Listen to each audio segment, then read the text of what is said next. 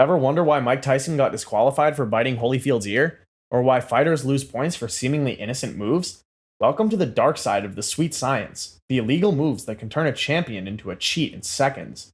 From career-ending rabbit punches to sneaky clinch violations, we're breaking down every single illegal move in boxing. Let's dive into the ring and expose what fighters absolutely cannot do. Number 12. Spitting out the mouthpiece. You can't spit out your mouthpiece on purpose to get a rest.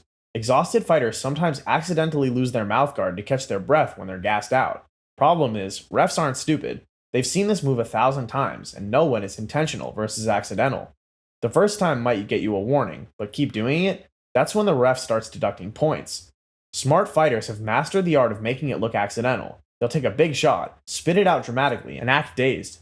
But veteran referees watch for patterns. If your mouthpiece mysteriously flies out every time you're in trouble, you're going to pay the price with lost points on the scorecards. Number 11. Excessive showboating. Muhammad Ali made showboating an art form, but there's a line you can't cross. Displays of excessive showboating are not tolerated in professional boxing matches. We're talking about fighters who spend more time dancing, talking trash, or giving gestures than actually fighting. The sport wants entertainment, but it also demands competition. Remember when Roy Jones Jr. fought with his hands behind his back? That's pushing the boundaries of what's acceptable. Showboat too much, ignore the ref's warnings to engage, and you're looking at point deductions.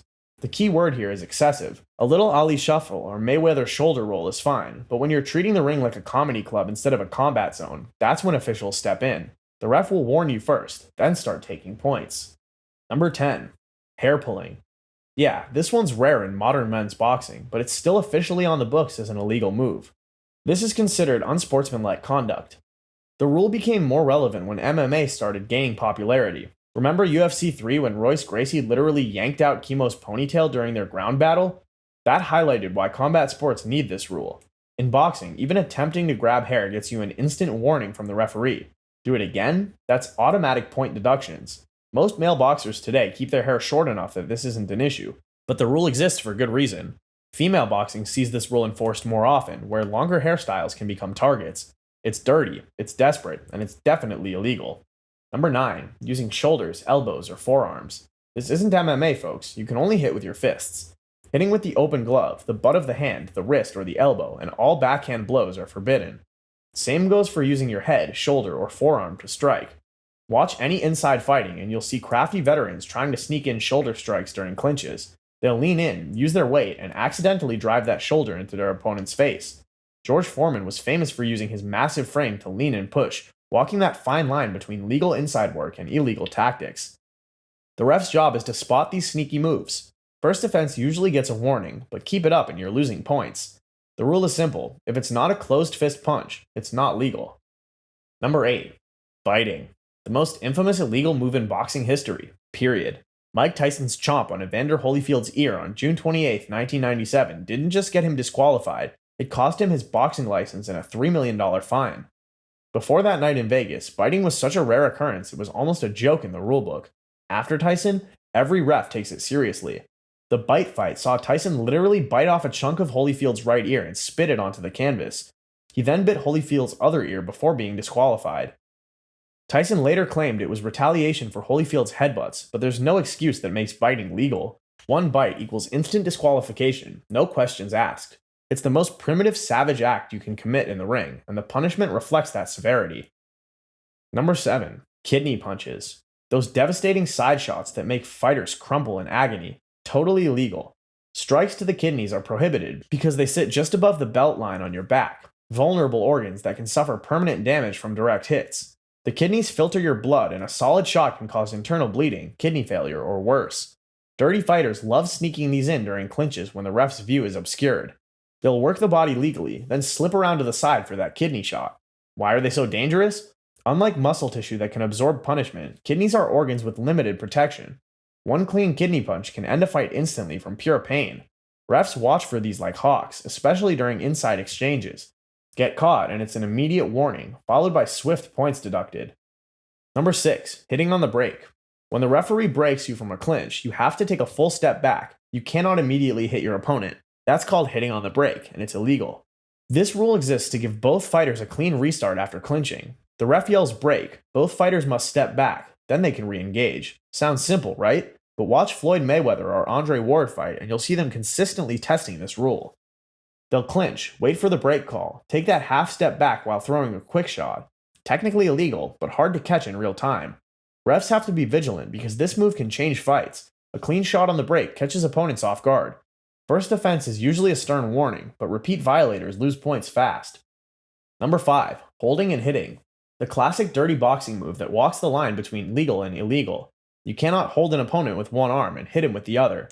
This means grabbing your opponent's head, arm, or body to control them while teeing off with your free hand. Watch clinch-heavy fighters and you'll see them constantly testing this boundary. The difference between legal inside fighting and illegal holding? Whether you're controlling and punching simultaneously. You can clinch legally and you can punch inside legally, but you can't do both at once. Crafty veterans like Bernard Hopkins mastered working in the gray area. They'd hold briefly, release, punch, then grab again. It's a chess game with the referee. Do it too obviously and you're getting warnings and losing points. The key is disguising the hold or making it look like mutual clinching. Number 4. Hitting a downed opponent. This should be obvious, but adrenaline makes fighters do stupid things. If you floor your opponent, you can't hit him when he's on the canvas. This includes striking an opponent who is down or rising from being knocked down. The moment any part of a fighter's body besides their feet touches the canvas, they're considered down and completely off limits. Remember Riddick Bowe versus Buster Mathis Jr.? Even accidental contact with a downed fighter brings immediate referee intervention. Jack Dempsey was famous for hovering over fallen opponents like a predator, ready to attack the split second they got up. Brutal, but legal. However, hit someone while they're still down? That's instant disqualification, potential criminal charges, and the end of your reputation. The 10 count exists for fighter safety. Violating it is the ultimate breach of boxing's code. Number 3. Headbutting. Whether accidental or intentional, using your head as a weapon is strictly forbidden. Headbutting can cause serious injuries, including devastating cuts that can end fights. The referee determines intent, and that's where it gets controversial. Evander Holyfield was notorious for accidental headbutts. Just ask Mike Tyson, who claimed the headbutts in their rematch drove him to bite. The difference between accidental and intentional is huge. Accidental headbutts that cause cuts might end the fight going to the scorecards, while intentional headbutts mean instant disqualification. Refs look for patterns. Does it happen during every clinch? Is the fighter leading with his head? First accidental headbutt gets noted. Second gets a warning. Third raises suspicions. But one clearly intentional headbutt? You're out of there. It's considered one of the dirtiest moves in boxing because it's so easy to disguise as accidental. Number 2. Low blows. The granddaddy of cheap shots that every man watching instinctively fears. Hitting below the belt causes severe pain and damage, with clear rules stating the waistband is the boundary. Anything lower is off limits. A boxer hit with an accidental low blow has up to 5 minutes to recover. Can't continue after 5 minutes? You win by technical knockout. Andre Golota literally lost 2 fights against Riddick Bowe by disqualification for repeated low blows in 1996. Were they intentional? After the 3rd or 4th low blow, intent doesn't matter anymore. Floyd Mayweather famously took the full 5 minutes against Marcos Maidana after a low blow, using every second to recover. Refs are strict on this. First might be a warning if clearly accidental, but repeat offenders lose points immediately. It's the most common foul because body punching can go wrong. Number 1. Rabbit punches. The most dangerous illegal punch in boxing, targeting the brainstem and upper spine where catastrophic damage can occur. Rabbit punches are blows to the back of the head, absolutely forbidden because they can cause permanent paralysis or death. On October 17, 2015, Pritchard Colon was struck repeatedly on the back of the head by Terrell Williams. The result was catastrophic. Colon suffered brain bleeding, spent 221 days in a coma, and remains in a persistent vegetative state. This is why refs constantly yell, "Watch the back of the head" during clinches and inside fighting. The brainstem controls breathing, heart rate, and consciousness. Damage it and you're not losing a fight, you're potentially losing your life.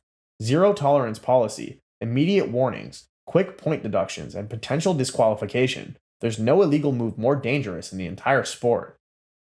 There you have it, every illegal move that can turn a boxing match into a street fight. From the sneaky mouthpiece tricks to the career-ending rabbit punches, these rules exist for one reason: to keep fighters alive and competing another day. Boxing's brutal enough when you follow the rules. Break them, and you're not a warrior, you're just a thug with gloves. Did we miss any controversial moves? Drop in the comments below. And if you learned something new today, smash that subscribe button harder than Tyson bit Holyfield's ear.